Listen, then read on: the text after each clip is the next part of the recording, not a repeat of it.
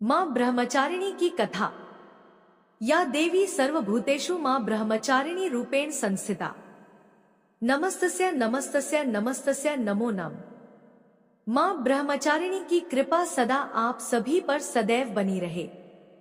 आज के इस वीडियो में आप सुनेंगे मां भगवती के दूसरे स्वरूप यानी कि मां ब्रह्मचारिणी की संपूर्ण कथा। नवरात्रि के दिनों में जो भी भक्त सच्चे और पवित्र मन से इस कथा का पाठ करता है अथवा सुनता है, मां भगवती की कृपा उन पर जरूर होती है। मां ब्रह्मचारिणी की पूजा नवरात्रि के दूसरे दिन की जाती है। ब्रह्मचारिणी का अर्थ होता है तप का आचरण करने वाली देवी। ब्रह्मचारिणी की पूजा करने वाले भक्त को अपने हर काम में सफलता प्राप्त होती है और वह हर और विजय होता है। मां ने अपने इस स्वरूप में सफेद वस्त्र धारण किए हुए हैं। मां की दो भुजाओं में से दाहिनी भुजा में जपमाला और बाईं भुजा में कमंडल है। इनकी पूजा करने से भक्त के अंदर जप और तप की शक्ति बढ़ती है। मां ब्रह्मचारिणी अपने भक्तों को संदेश देती है कि परिश्रम से ही सफलता प्राप्त की जा सकती है। भगवान शिव को पति रूप में प्राप्त करने के लिए मां ब्रह्मचारिणी ने अत्यंत कठिन तप किया था। शिव पुराण में वर्णन मिलता है कि श्री ब्रह्मा जी के आदेशानुसार भगवान शंकर जी को पति रूप में प्राप्त करने के लिए देवी पार्वती ने कठिन तप किया था। ब्रह्मा जी के आदेश के बाद महर्षि नारद जी ने देवी पार्वती को पंचाक्षर मंत्र यानी शिवाय नमः की दीक्षा दी। दीक्षा लेकर देवी पार्वती अपनी सखियों के साथ तपोवन में जाकर कठिन तपस्या में लीन रहने लगी। उनकी कठिन तपस्या का वर्णन शिव पुराण में मिलता है। माता पिता की आज्ञा लेकर देवी पार्वती ने सबसे पहले राजसी वस्त्रों और अलंकारों का त्याग किया। उनकी जगह पर उन्होंने मूंज की मेखला धारण कर ली, वल्कल वस्त्र धारण किए, हार को गले से निकालकर मृग चर्म धारण किया और फिर गंगावतरण नामक पावन क्षेत्र में सुंदर वेदी बनाकर वे तपस्या में बैठ गईं। अपने मन और सभी इंद्रियों का निग्रह कर सभी इंद्रियों को अपने वश में कर देवी पार्वती ग्रीष्म काल में अपने चारों ओर अग्नि जलाकर बीच में बैठ गईं और ऊपर से सूर्य के प्रचंड ताप को सहन करती हुई वे अपने तन को तपाती रहीं।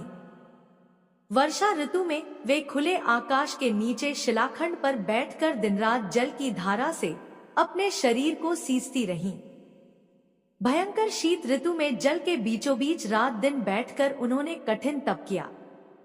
इस प्रकार निराहार रहकर देवी पार्वती ने पंचाक्षर मंत्र का जप करते हुए सकल मनोरथ पूर्ण करने वाले भगवान सदाशिव के ध्यान में अपने मन को रमा दिया। अपनी पुत्री को विवाह योग्य देखकर माता मैना और पिता हिमालय को अपनी पुत्री के विवाह की चिंता हुई। इतने में महर्षि नारद राजमहल में पहुंच गए। अपने महल में महर्षि को विराजमान देखकर राजा और रानी ने अपनी पुत्री के भविष्य के विषय में उनसे पूछा, त्रिकालज्ञ सर्वज्ञ तुम गति सर्वत्र तुम्हारी, कहु सुता के दोष गुण मुनिबर हृदयम विचारी। अर्थात, हे मुनिवर, आप त्रिकालज्ञ और सर्वज्ञ हैं, आपकी सर्वत्र पहुंच है, आता आप हृदय में विचार कर कन्या के दोष गुण कहिए।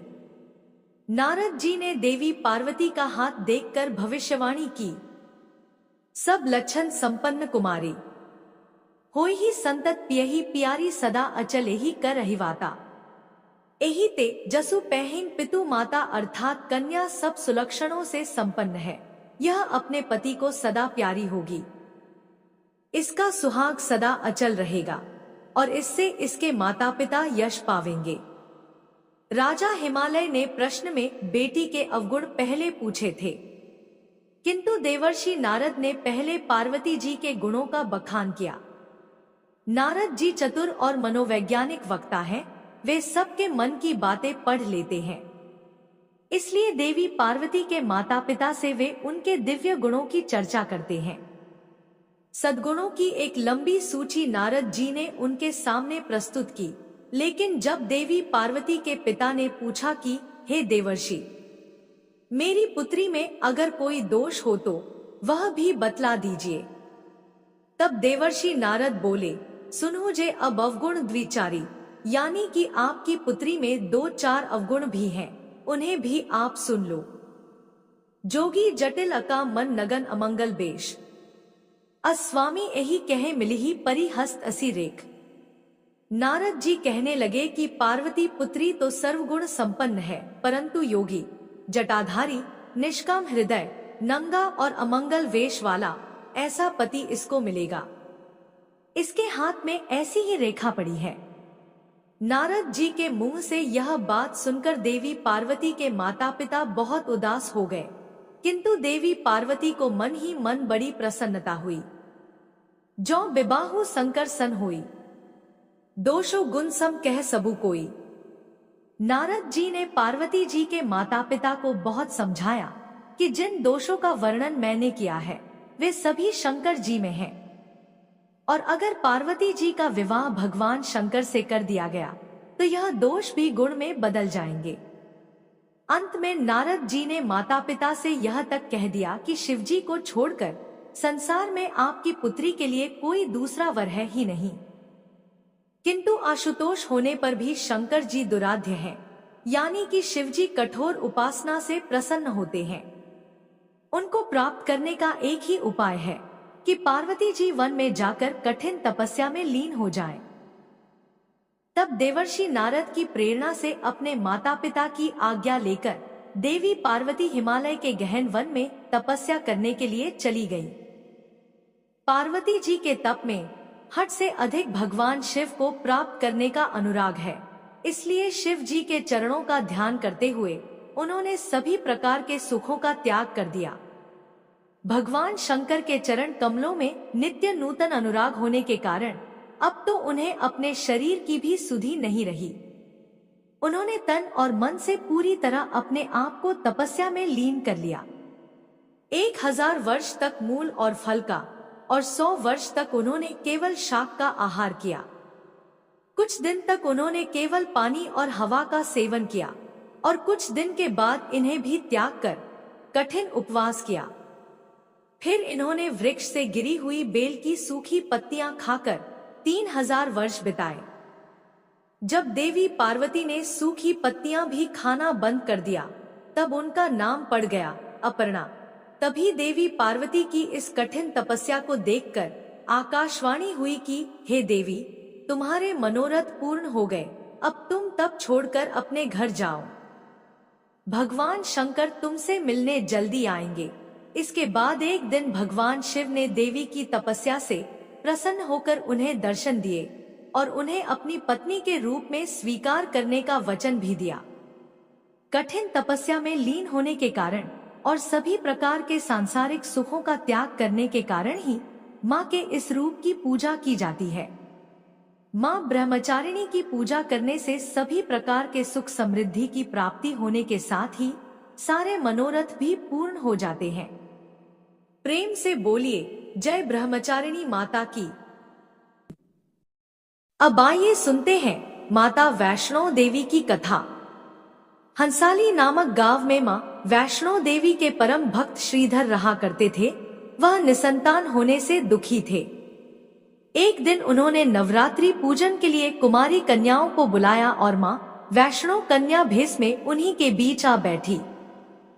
पूजन के बाद सभी कन्याएं तो चली गई, पर माँ वैष्णो देवी वही रही और श्रीधर से बोली, सबको अपने घर भंडारे का निमंत्रण दे आओ। श्रीधर ने उस दिव्य कन्या की बात मान ली और आसपास के गांव में भंडारे का संदेश पहुंचा दिया। वहां से लौटकर आते समय गुरु गोरखनाथ व उनके शिष्य बाबा भैरवनाथ जी के साथ उसके दूसरे शिष्यों को भी भोजन का निमंत्रण दिया। भोजन का निमंत्रण पाकर सभी गांव वासी अचंभित थे कि वह कौन सी कन्या है जो इतने सारे लोगों को भोजन करवाना चाहती है। इसके बाद श्रीधर के घर में अनेक गांव वासी आकर भोजन के लिए एकत्रित हुए। तब कन्या रूपी माँ वैष्णो देवी ने एक विचित्र पात्र से सभी को भोजन परोसना शुरू किया। भोजन परोसते हुए जब कन्या भैरवनाथ के पास गई तब उन्होंने कहा कि मैं तो खीर पूड़ी की जगह मांस भक्षण और मदिरा पान करूंगा। तब कन्या रूपी माँ ने उसे समझाया कि यह ब्राह्मण के यहाँ का भोजन है, इसमें मांसाहार नहीं किया जाता। किंतु भैरवनाथ जानबूझकर अपनी बात पर अड़ा रहा। अब भैरवनाथ ने उस कन्या को पकड़ना चाहा। तब माँ ने उसके कपट को जान लिया। माँ ने वायु रूप में बदलकर त्रिकूट पर्वत की ओर उड़ चली। भैरवनाथ जी उनके पीछे गए। माना जाता है कि माँ की रक्षा के लिए पवन पुत्र हनुमान भी थे। मान्यता के अनुसार उस वक्त श्री हनुमान जी माता की रक्षा के लिए उनके साथ ही थे। हनुमान जी को प्यास लगने पर माता ने उनके अनुग्रह पर धनुष से पहाड़ पर वाण चलाकर एक जलधारा निकाला और माता ने उस जल में अपने केस धोए। आज वही पवित्र जलधारा बाण गंगा के नाम से जानी जाती है, जिसके पवित्र जल का पान करने या इसमें स्नान करने से श्रद्धालुओं की सारी थकावट और तकलीफें दूर हो जाती हैं। इस दौरान माता ने एक गुफा में प्रवेश कर 9 माह तक तपस्या की। भैरवनाथ जी उनके पीछे वहां तक आ गए। तब एक साधु ने भैरवनाथ जी से कहा, तू जिसे एक कन्या समझ रहा है वह आदि जगदम्बा है, इसीलिए उस महाशक्ति का पीछा छोड़ दे। भैरवनाथ ने साधु की बात नहीं मानी। तब माता गुफा की दूसरी ओर से मार्ग बनाकर निकल गई। यह गुफा आज भी अर्ध कुमारी या आदि कुमारी या गर्भ भोजन के नाम से प्रसिद्ध है। अर्ध कुमारी के पहले माता की चरण पादुका भी है। यह वह स्थान है जहां माता ने भागते भागते मुड़कर भैरवनाथ को देखा था। गुफा से बाहर निकलकर कन्या ने देवी का रूप धारण किया। माता ने भैरवनाथ को समझाया और वापस जाने को कहा, फिर भी वह नहीं माना। तत्पश्चात माता गुफा के भीतर चली गई। तब माता की रक्षा के लिए हनुमान जी ने गुफा के बाहर भैरवनाथ से युद्ध किया। भैरवनाथ ने भी हार नहीं मानी। जब वीर हनुमान निढाल होने लगे, तब माता वैष्णो ने काली का रूप लेकर भैरवनाथ का संहार किया। भैरवनाथ का सिर कटकर भवन से 8 मील दूर त्रिकुट पर्वत की भैरवी घाटी में गिरा। उस स्थान को भैरवनाथ के मंदिर के नाम से जाना जाता है। जिस स्थान पर मां वैष्णो देवी ने हठी भैरवनाथ का वध किया, वह स्थान पवित्र गुफा अथवा भवन के नाम से प्रसिद्ध है। इसी स्थान पर मां कालीदाय, मां सरस्वती मध्य और मां लक्ष्मी बाई पिंडी के रूप में गुफा में विराजमान है। इन दोनों के सम्मिलित रूप को ही मां वैष्णो देवी का रूप कहा जाता है। कहा जाता है कि अपने वध के बाद भैरवनाथ को अपनी भूल का पश्चाताप हुआ और उसने मां से क्षमा दान की भीख मांगी। माता वैष्णो देवी जानती थी कि उन पर हमला करने के पीछे भैरवनाथ जी का प्रमुख इच्छा मोक्ष प्राप्त करने की थी। उन्होंने न केवल भैरवनाथ जी को पूर्व जन्म के चक्र से मुक्ति दिलाई, बल्कि उन्हें वरदान देते हुए कहा, हे भैरवनाथ, मेरे दर्शन तब तक पूरे नहीं माने जाएंगे जब तक कोई भक्त मेरे बाद तुम्हारे दर्शन नहीं करेगा। उसी मान्यता के अनुसार आज भी भक्त माता वैष्णो देवी के दर्शन करने के बाद 8 किलोमीटर की खड़ी चढ़ाई कर भैरवनाथ जी के दर्शन को जाते हैं। इसी बीच वैष्णो देवी ने 3 पिंडी सिर सहित एक चट्टान का आकार ग्रहण किया और सदा के लिए अंतर्मग्न हो गई। इसी बीच माता वैष्णो देवी ने पंडित श्रीधर को स्वप्न में सब कुछ बताया। वे त्रिकुटा पर्वत की ओर उसी रास्ते आगे बढ़े जो उन्होंने सपने में देखा था। अंततः वे गुफा के द्वार पर पहुंचे। उन्होंने कई विधियों से पिंडियों की पूजा की और दिनचर्या बना ली। श्रीधर की पूजा से मां वैष्णो देवी प्रसन्न हुई। वे उनके सामने प्रकट हुई और उन्हें आशीर्वाद दिया। तब से श्रीधर और उनके वंशज माता वैष्णो देवी की पूजा करते आ रहे हैं और माता वैष्णो देवी अपने भक्तों का कल्याण निरंतर करती आ रही हैं। हिंदू पौराणिक मान्यताओं के अनुसार जगत में धर्म की हानि होने और अधर्म की शक्तियों के बढ़ने पर आदि शक्ति के सतर्ज और तम 3 रूप महासरस्वती, महालक्ष्मी और महादुर्गा ने अपने सामूहिक बल से धर्म की रक्षा के लिए एक कन्या प्रकट की। यह कन्या त्रेता युग में भारत के दक्षिणी समुद्र तट रामेश्वरम में पंडित रत्नाकर की पुत्री के रूप में अवतरित हुई। कई साल से संतानहीन रत्नाकर ने बच्ची को त्रिकुटा नाम दिया, परंतु भगवान विष्णु के अंश से प्रकट होने के कारण वैष्णवी नाम से विख्यात हुई। लगभग 9 वर्ष की होने पर उस कन्या को जब यह मालूम हुआ कि भगवान विष्णु ने इस भूलोक में भगवान श्री राम के रूप में अवतार लिया है, तब वह भगवान श्री राम को पति मानकर उनको पाने के लिए कठोर तप करने लगी। जब श्री रामचंद्र जी सीता हरण के बाद सीता जी की खोज करते हुए रामेश्वर पहुंचे, तब उन्होंने समुद्र तट पर ध्यान मग्न कन्या को देखा। उस कन्या ने भगवान श्री रामचंद्र जी से पत्नी के रूप में स्वीकार करने को कहा। भगवान श्री रामचंद्र जी ने उस कन्या से कहा कि उन्होंने इस जन्म में सीता से विवाह कर एक पत्नी व्रत का प्रण लिया है, किंतु कलयुग में मैं कल की अवतार लूंगा और तुम्हें अपनी पत्नी के रूप में स्वीकार करूंगा। इस समय तुम हिमालय स्थित त्रिकूट पर्वत की कंदरा में जाकर तप करो और भक्तों के कष्ट और दुखों का नाश कर जगत कल्याण करती रहो। जब श्री रामचंद्र जी ने रावण के विरुद्ध विजय प्राप्त किया, तब मां ने नवरात्र मनाने का निर्णय किया। इसीलिए उक्त संदर्भ में लोग नवरात्र के 9 दिनों की अवधि में रामायण का पाठ करते हैं।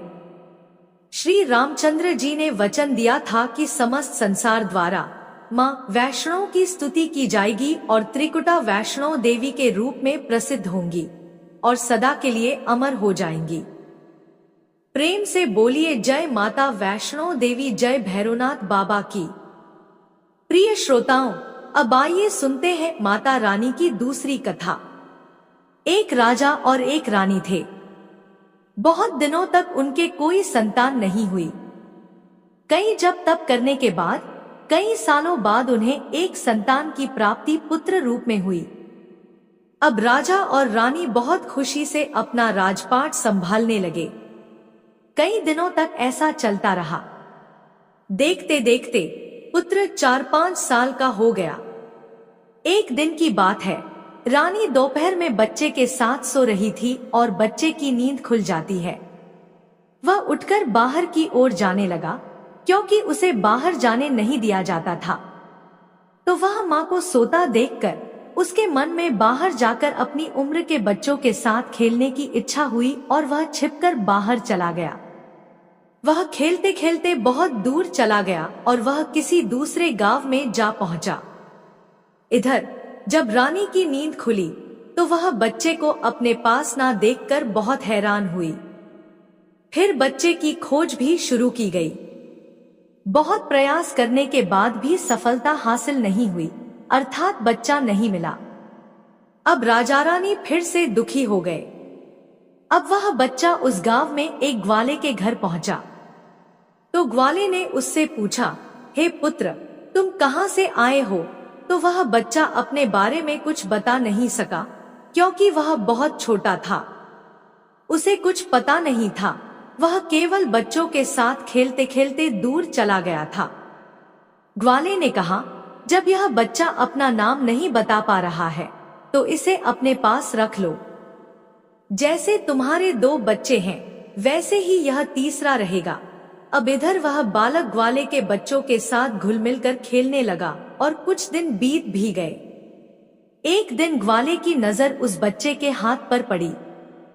उसने देखा कि उसके हाथ में किसी का नाम लिखा हुआ है। तो वह बच्चे से पूछा, पुत्र, यह किसका नाम लिखा है? तो उस बच्चे ने कहा, यह हमारे पिताजी का नाम लिखा है। तो ग्वाले ने कहा, हम आपके पिताजी का नाम ढूंढते हुए घर पर चलेंगे। अब देखिए, इधर जब राजा शिकार पर निकल जाते हैं तो रानी रोज अपने बच्चे को इधर उधर ढूंढती है। क्योंकि माँ का हृदय था, वह दिन भर तड़पती अपने बच्चे की याद में इधर उधर बाग बगीचे में देखती कि कहीं मेरे बच्चे का कोई संदेश आ जाए। रानी यही सोचती कि इतने दिन बाद एक संतान हुई थी, तो मैंने लापरवाही में वह भी अपने हाथ से गवा दिया। अब रानी एकदम निराश होकर एक गांव में पहुंची। वहां उसने देखा कि कुछ औरतें मिलकर देवी माता की पूजा कर रही थी। तो रानी भी वहां जाकर बैठकर पूरी पूजा देखती है और पूजा के दौरान माता रानी की कथा को बहुत मन लगाकर सुनती है। पूजा खत्म हो जाने के बाद सारी सुहागिनें रानी को प्रसाद देती हैं। तब रानी ने पूछा, बहन, आप किसकी पूजा कर रही हैं? हमको भी बताइए। तब सभी सुहागिनों ने कहा, हम माँ भवानी, माँ दुर्गा की पूजा कर रहे हैं। माता बहुत ही दयालु हैं। यह अपने भक्तों के संकट को क्षण मात्र में दूर कर देती हैं। बस ध्यान करने वाली बात है कि तब तक आपकी मनोकामनाएं तुरंत पूरी हो जाती हैं। जब आपकी मनोकामनाएं पूरी हो जाएं, तो आप तुरंत माँ देवी की पूजा करें। आप जो मन्नत मांगती हैं, उसे पूरा करें। मनोकामना पूर्ण होने के बाद माता रानी की पूजा तुरंत ही कर लेना चाहिए, उन्हें टालना नहीं चाहिए।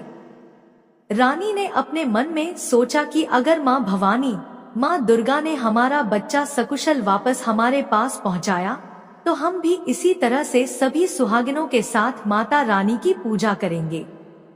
उधर रानी का यह मन्नत मान लिया गया। इधर ग्वाला बच्चे को लेकर उसके पिता की तलाश में निकल पड़ा। वह कई जगह ढूंढते हुए काफी देर बाद गांव के किनारे पहुंचा। तो एक व्यक्ति से पूछा कि भैया, इस नाम के व्यक्ति को क्या आप जानते हैं?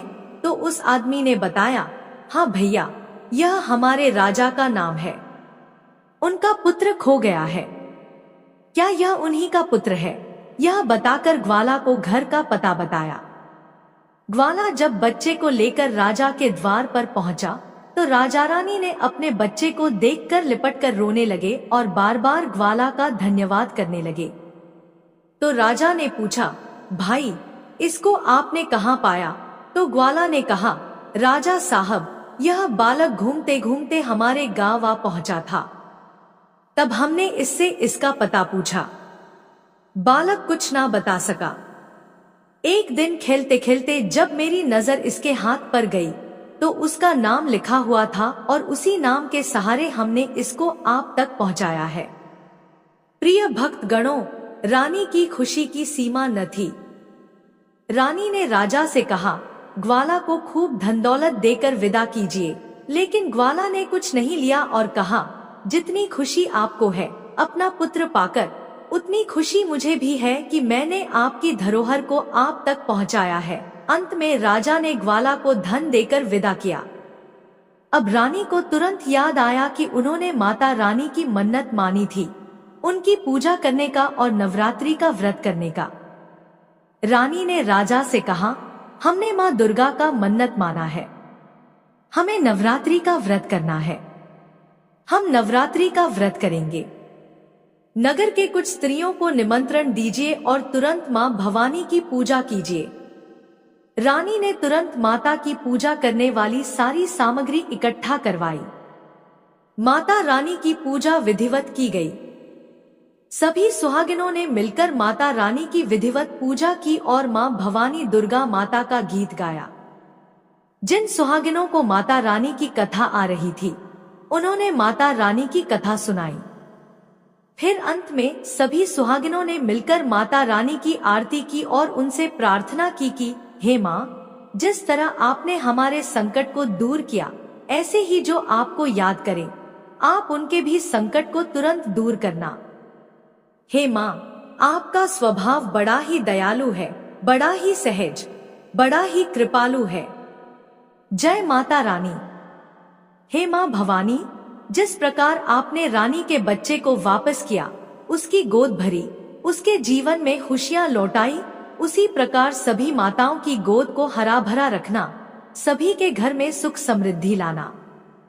जय माँ दुर्गा। ओम नमः शिवाय। अंत में चलिए माता से प्रार्थना करते हैं कि हे परमेश्वरी, मेरे द्वारा रात दिन सहस्त्रों अपराध होता है, यह मेरा दास है, समझकर मेरे अपराधों को क्षमा करो।